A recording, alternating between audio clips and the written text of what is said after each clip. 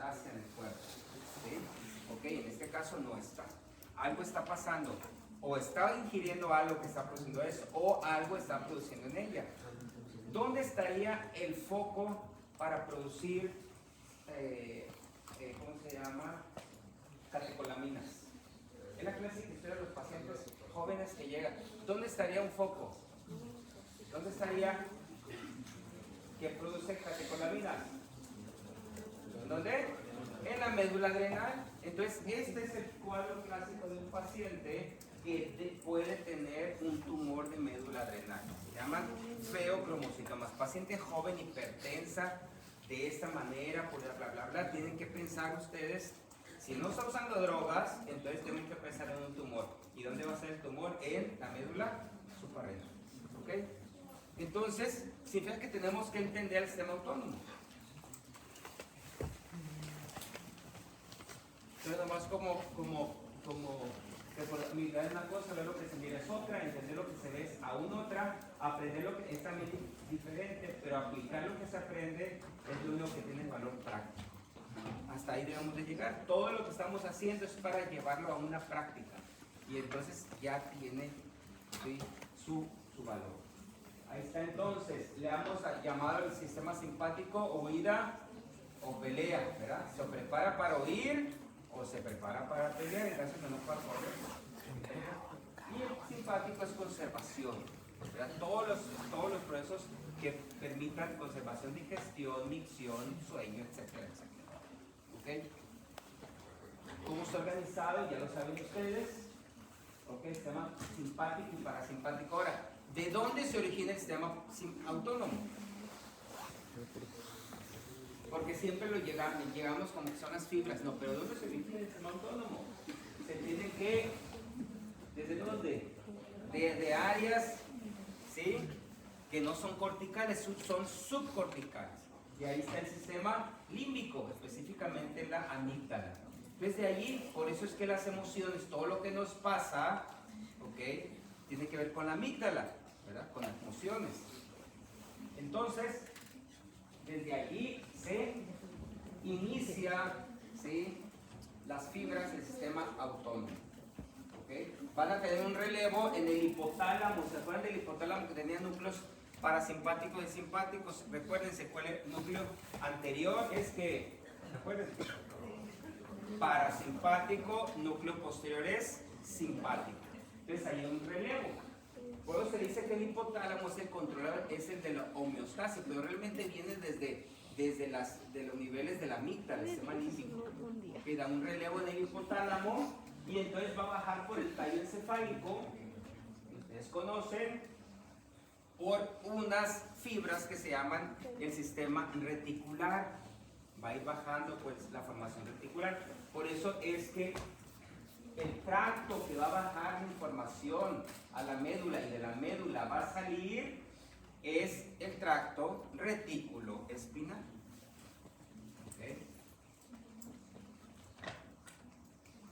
Entonces, y ahora sí, vamos a seguir. Hasta ahí vamos bien.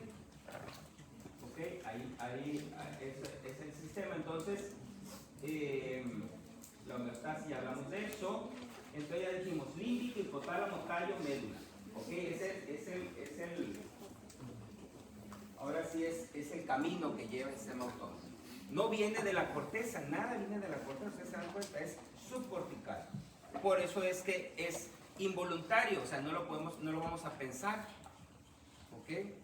Muy bien. Entonces, ahora viene otro concepto, la salida del sistema autónomo, ahora sí que a la periferia. Lo que habíamos hablado es sistema nervioso central, entonces esta es la salida. Por eso le llamábamos como sistema simpático tóraco-lumbar. De T1 a L2 hay ganglios. ¿Y qué característica tenía la médula aquí en estos segmentos? Tenía que astas ¿qué? Laterales, ¿verdad? Tiene astas posteriores, anteriores, ya lo saben, pero tiene astas laterales donde ahí se va a bajar y entonces va a ir a buscar a su ganglio. Los ganglios paravertebrales, ¿verdad?, que son de T1 a L2. Y habíamos hablado que de T1, Entonces, ¿cómo se va a ir al cuello y a la cabeza para también tener sistema simpático? Van a hacer una prolongación. El T1 se va a prolongar hacia arriba, formando los tres ganglios simpáticos cervicales. Simpático superior, medio e inferior, que se va a unir al T1 y dijimos que formaba el ganglio estrellado. Todo eso ustedes ya lo sabían, o por lo menos ya lo habíamos hablado. El sistema parasimpático, los pares craneales que ven ahí, que tienen componente parasimpático, y S2, S3, S4, que es el componente parasimpático sacro. Por eso le llamamos cráneo sacro. Muy bien, y ahí están otra vez, ¿verdad? El componente simpático, ¿verdad? Con sus ganglios, y va a buscar otros ganglios, ahorita vamos a hablar de esto. Y el componente parasimpático, que va a buscar sus ganglios también. ¿Se acuerdan de los ganglios? Ciliar, ¿qué más? ¿Qué otro ganglio? Pterigopalatino, mandibular, óptico, ¿se acuerdan? Y los ganglios pélvicos. Y entonces, estos son los ganglios parasimpáticos, no tienen nombre, simplemente los únicos que tienen nombre son los cervicales, superior, medio e inferior. Ahora, aquí viene otra lámina muy antigua, pero todavía sigue vigente. Todavía yo me acuerdo que me la enseñaron hace un tiempo, pero sigue vigente. ¿Por qué? Porque aquí es cómo se comporta el sistema autónomo en la periferia. ¿Okay? Donde tiene una fibra preganglionar y una fibra postganglionar. Eso ya lo hemos hablado. ¿Okay? Entonces, la fibra preganglionar, ¿sí? Si ustedes se dan cuenta aquí, tiene un receptor, ¿verdad? Estos receptores se llaman nicotínicos, ¿okay? Todos van a usar acetilcolina, ¿okay? En cambio, los receptores posinápticos, o sea, la fibra presináptica y que va a llegar al órgano efector, ya en el sistema simpático se van a llamar receptores adrenérgicos. Y el sistema parasimpático son receptores muscarínicos. Muscarina y nicotina porque responden a la nicotina y responden a la muscarina. Por eso le dijeron así. ¿Okay?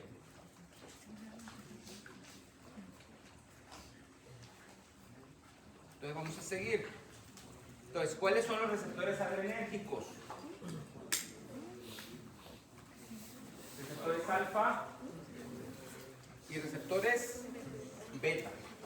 ¿Okay? Vamos a ir viendo dónde actúan cada uno de ellos. Receptores alfa, alfa 1, alfa 2, receptores beta, beta 1, beta 2, beta 3. Estos receptores, su neurotransmisor generalmente va a ser la noradrenalina.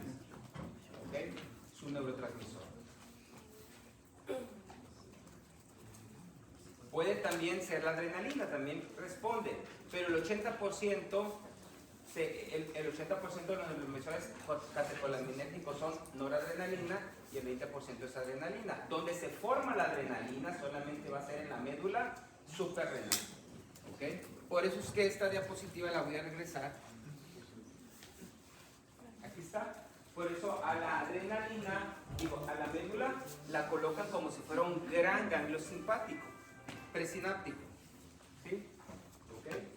Por eso está allí. Porque va a producir ¿qué? Adrenalina, y lo que va a hacer en los vasos sanguíneos va a ser vasoconstricción. ¿Okay? Vasoconstricción. Bueno, nomás para que no se les olvide qué función tiene la médula suprarrenal. Ahí están los receptores, y entonces tenemos receptores muscarínicos, M1, M2, M3. Tenemos dos receptores nicotínicos. ¿Ok? Los receptores nicotínicos musculares, que son en la placa neuromuscular, ¿se acuerdan? Hay en la placa neuromuscular receptores nicotínicos, que son ionotrópicos, y también tenemos receptores neurológicos, que son los receptores estos. ¿Okay? Los que van a estar en el sistema nervioso. ¿Okay? Entonces, receptores muscarínicos, M1, M2, M4 y M5 están exclusivamente en el sistema nervioso central. ¿Okay? M4 y M5, esos van a ser responsables evidentemente van a neurotransmisor. ¿Qué neurotransmisor es este? acetilcolina, ¿verdad? Pero el sistema nervioso central, díganme funciones de la acetilcolina en el sistema nervioso central. Memoria, atención, ¿qué más? Sueño, vigilia, ¿ok? Funciones que tiene el sistema nervioso central. Ok, vamos a seguir. Y esos son, y ahí están los nicotínicos que les estaba diciendo. Entonces esta placa está, ¿sí se mira? Okay.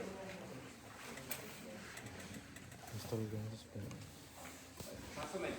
Aquí es lo que vamos a tener otras placas un poco más claras, ¿okay? Pero lo que está aquí diciendo es dónde van a estar esos receptores.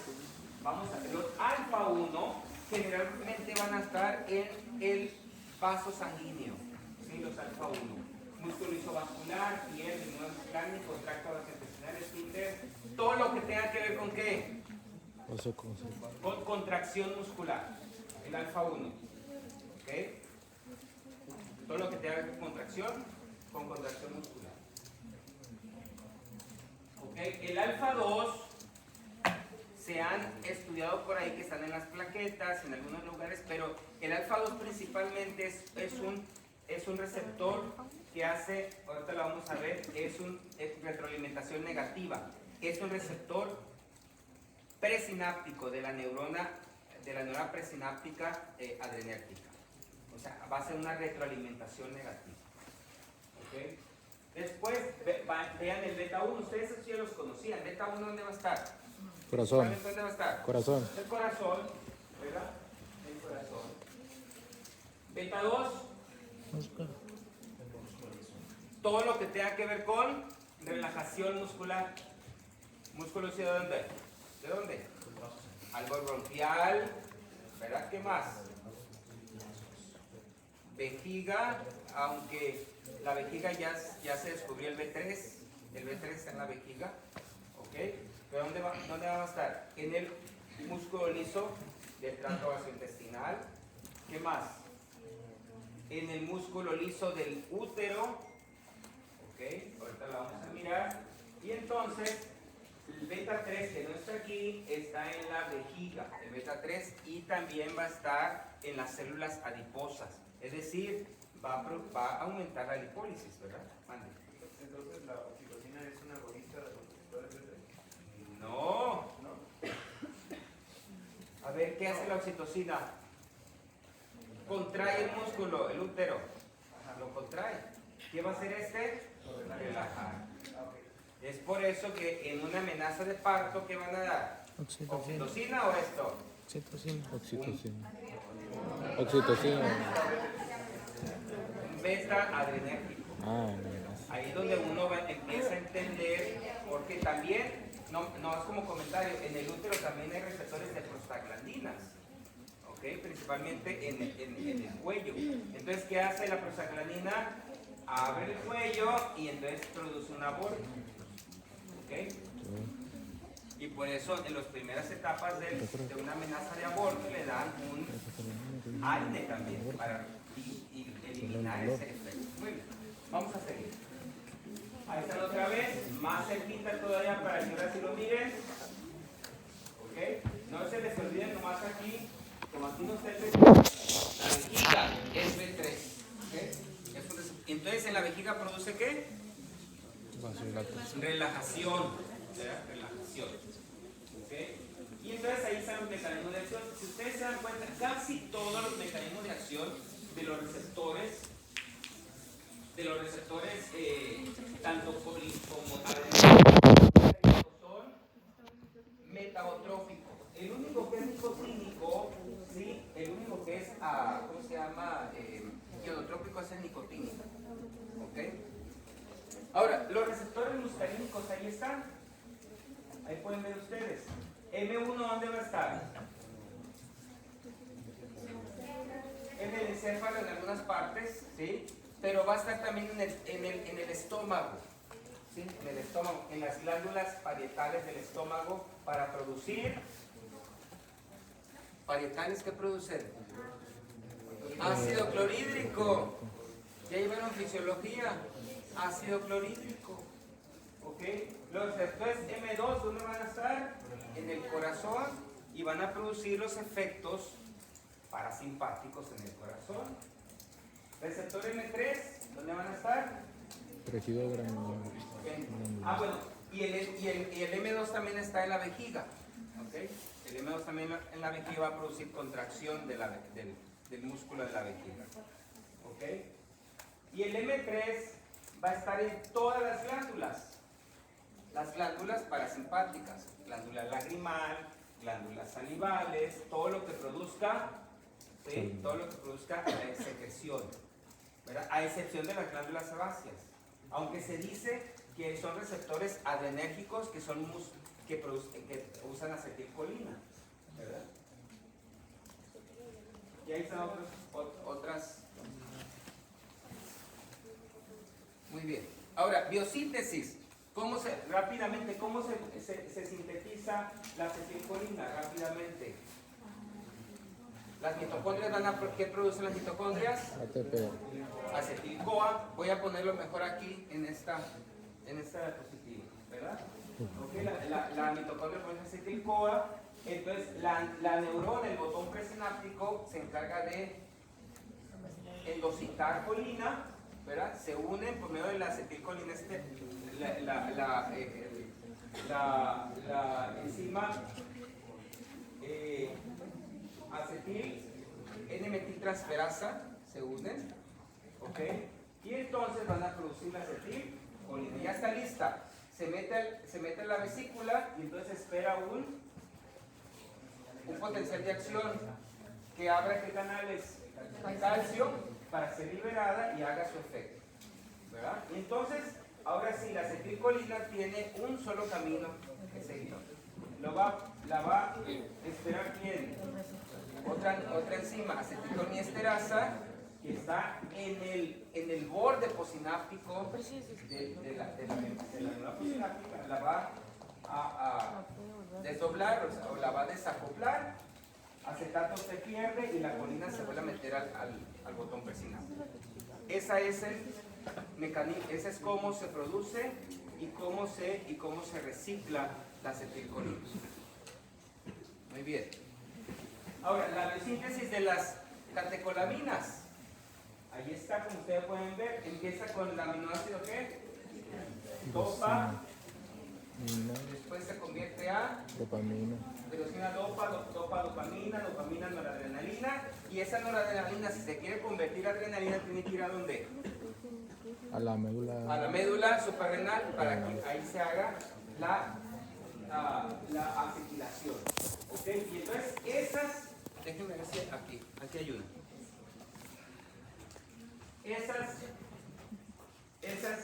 Ya cuando hace su efecto, tiene varias vías. O se va al torrente sanguíneo, ¿verdad? O es eliminado por quién? Por una enzima que se llama monaminoxidasa y da sus metabolitos que inactivos. O también dijimos que hacía, había un receptor alfa 2 y ese receptor alfa 2 va a volver a meter a la noradrenalina al botón presináptico. La noradrenalina, ya sea que se elimine, ya sea que se vaya al torrente sanguíneo o ya sea que lo vuelva a recaptar otra vez el botón presináptico. Y ahí pueden ver ustedes, ¿verdad? Toda la secuencia. ¿Okay? Por eso es que un paciente que yo quiero ver que está ¿cómo se llama? Produciendo mucha adrenalina y metabolizando la adrenalina, va a tener algunos, para que se me lleven en la cabeza, algunos metabolitos que se van a excretar vía urinaria, ¿ok? Como son las metanefrinas. Si yo quiero ver que el fenfromocitamo voy a medir los niveles de metanefrinas en orina para saber qué tanto está produciendo catecolaminas. Muy bien, vamos a seguir. Ahí no me voy a meter en eso, nomás para que sepan que usan segundos mensajeros para hacer su acción. Unos usan GTP, otros GMP cíclico, etc. como pueden ver ustedes ahí, y unos, pues los nicotínicos son ionotrópicos, ¿verdad? Diferentes formas, ¿ok? Para abrir los canales. Ok, ahora los efectos. Vamos a ir a los efectos rápidamente de cada uno de ellos.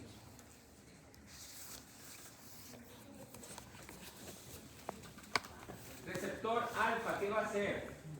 Fíjense ustedes. Alfa 1, que alfa 1, ¿qué va a hacer? Constricción. ¿Okay? También está en el ojo y va a producir ¿qué? Midriasis, ¿verdad? Midriasis. ¿Ok? Alfa 1, aunque no es alfa, aunque no es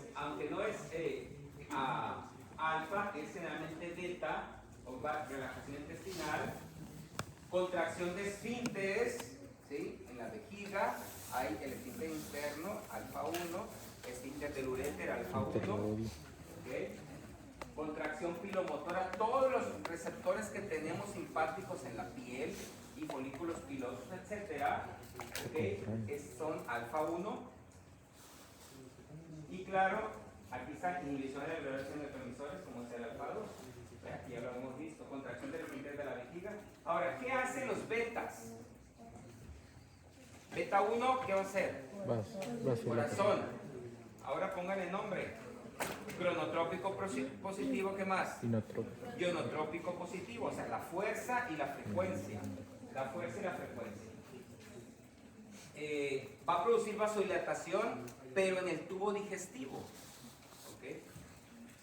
Aceleración cardíaca, lo dijimos, fuerza, etcétera. Reacción intestinal, relajación uterina, broncodilatación, calorigénica. Hay receptores en el hígado que va a producir la glucogenólisis.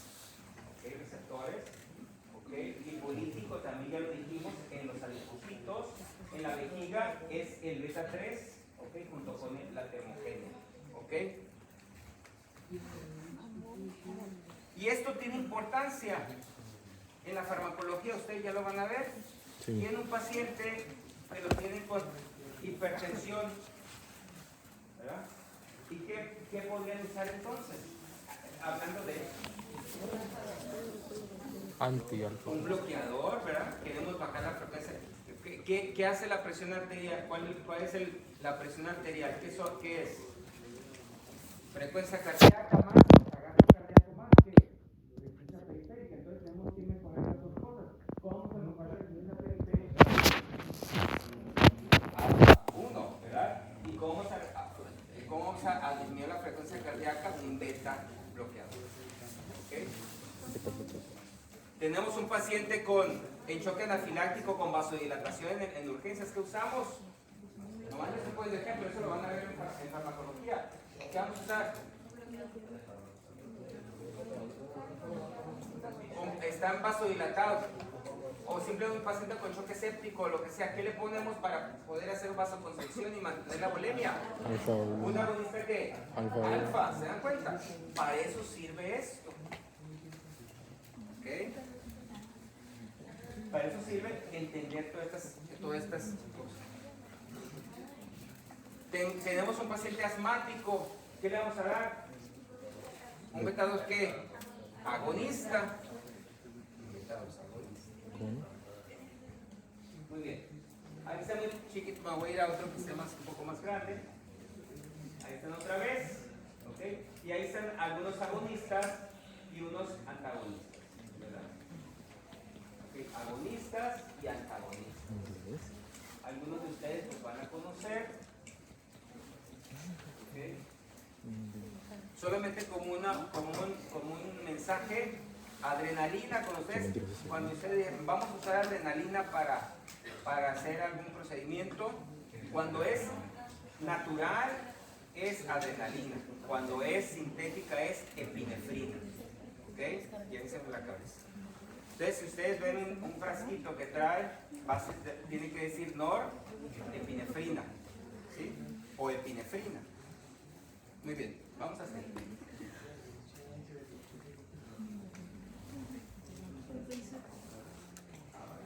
Ok, efectos fisiológicos más específicos. Vamos a ver qué pasa. Ok, en las glándulas salivales y lagrimales. Ok, El efecto simpático, parasimpático en el ojo, ¿cuál va a ser? Miosis. Muy bien. ¿Qué va a hacer en las glándulas? Aumenta la Aumenta salivación. la secreción de la glándula lagrimal, de las glándulas ¿cómo se llama? Salivales, ¿ok? De todas partes, tanto submandibulares, sublinguales, parótida, etc. En cambio, el componente simpático, ¿qué va a hacer? Midriasis, ¿verdad? ¿Ok? Va a relajar el músculo liso del cristalino también para que produzca visión lejana, lo cual uno quiere ver, ¿ok? Y va a disminuir las secreciones, ¿ok? Y ahí están. Recuerden que, bueno, esto ya es muy repetitivo, pero recuerden que el sistema simpático, ¿sí? El sistema autónomo en la cabeza y cuello tiene 4 pares sanguíneos que son parasimpáticos, pero el sistema simpático tiene que ser una prolongación de T1, ¿sí? De T1 hacia arriba. Entonces va a ser el ganglio cervical superior, que es el más grande, el más pequeño es el ganglio cervical medio, que es a nivel de C6, y a nivel de C7 el ganglio cervical inferior, que se va a unir con el T y va a poner el ganglio estrellado. Que si hay un compromiso del ganglio estrellado o de la cadena simpática hacia el cuello, ¿qué va a producir? Caída del párpado. Síndrome de Horner. Horner. ¿Cuáles son los síndromes de Horner? Tosis, Ya, sí, saliva. tosis, tosis, Caída de la mitad. no, tosis, miosis, Tosis, hidrosis miosis. y enoftalmo. Esas son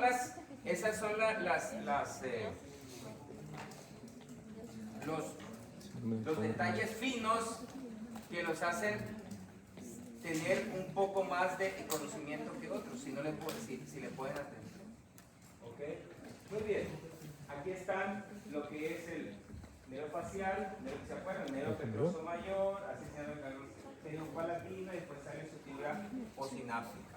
¿Ok? No lo voy a poner porque eso ya lo estudiamos muchas veces.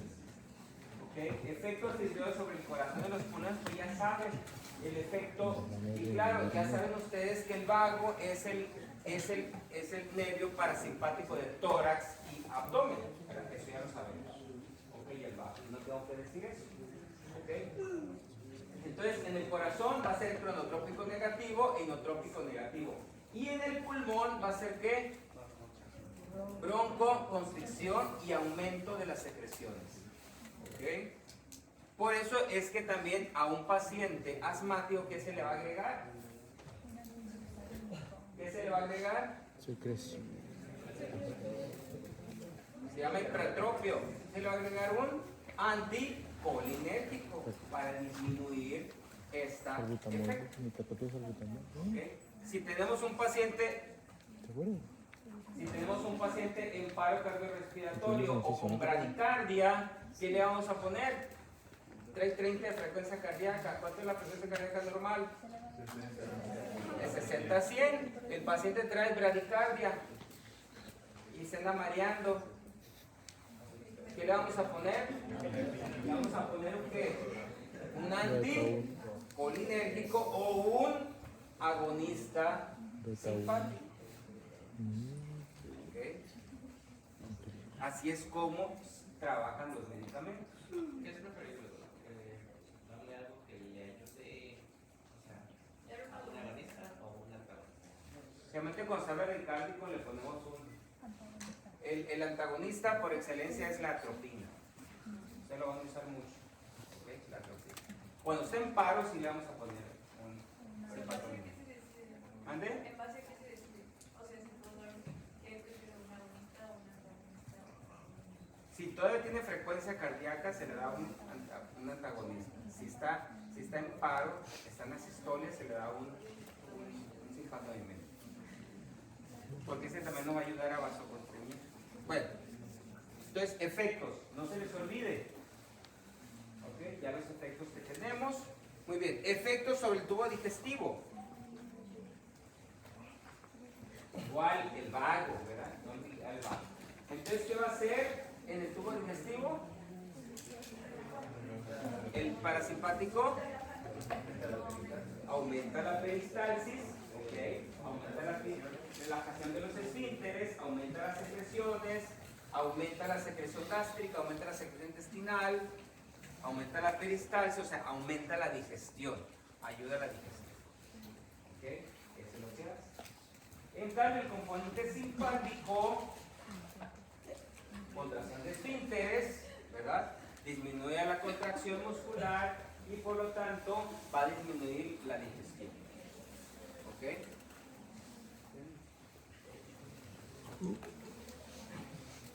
Muy bien. Y ahí están el esquema. Vamos a ir nomás solo los efectos. Efectos sobre el riñón y sistema urinario.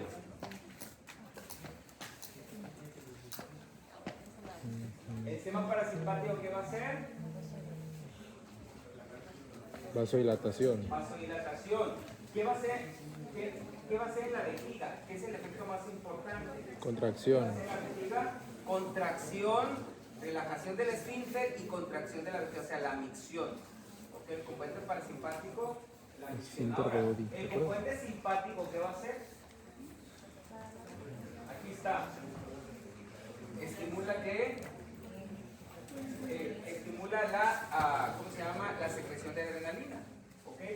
En el riñón es bien interesante esto porque tiene receptores beta 2 que producen la liberación de renina. Aumenta, fíjense, el componente simpático aumenta la función del sistema renina-angiotensina. ¿Ok? Como un efecto potencializador de vasoconstricción. ¿Y en la vejiga qué va a hacer? Relajación del detrusor. Relaja y contrae el esfínter. ¿Ok? Para el llenado. ¿Ok?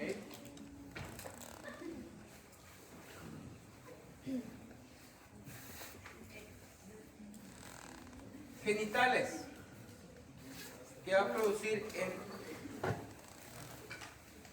vamos a ver el útero. El útero, otra vez quiero que quede muy claro eso. ¿Cuántos receptores tiene el útero? ¿Receptores de qué? Muscarínico. ¿Receptores de qué? Prostaglandinas, receptores de oxitocina y receptores beta 2. ¿Okay? Entonces, ¿para qué me sirve el receptor beta 2? Fíjense, aquí trae contracción al pauno muy pequeño, pero ¿qué me interesa? La relajación del músculo liso del útero. ¿Okay? En lo que respecta a la erección, ¿sí? El componente parasimpático, aunque no tiene receptores parasimpáticos, pero su estimulación parasimpática va a producir la secreción de óxido nítrico y ese óxido nítrico va a producir vasodilatación. ¿Okay? Es un efecto diferente. Un efecto diferente. En cambio, el sistema simpático va a producir la eyaculación, o sea, va a producir la contracción de los músculos y la entumescencia. ¿Por qué? Por vasoconstricción. La erección se da por vasodilatación y la entumescencia por vasoconstricción, disminución. ¿Ok? Muy bien. Ya nos vamos. Ya nos vamos para que ya nos aburran tanto. Ya se acabó, ya se acabó. No se les olvide que en el sistema periférico produce vasoconstricción y la piloerección. ¿Ok? Construcción. Y ya.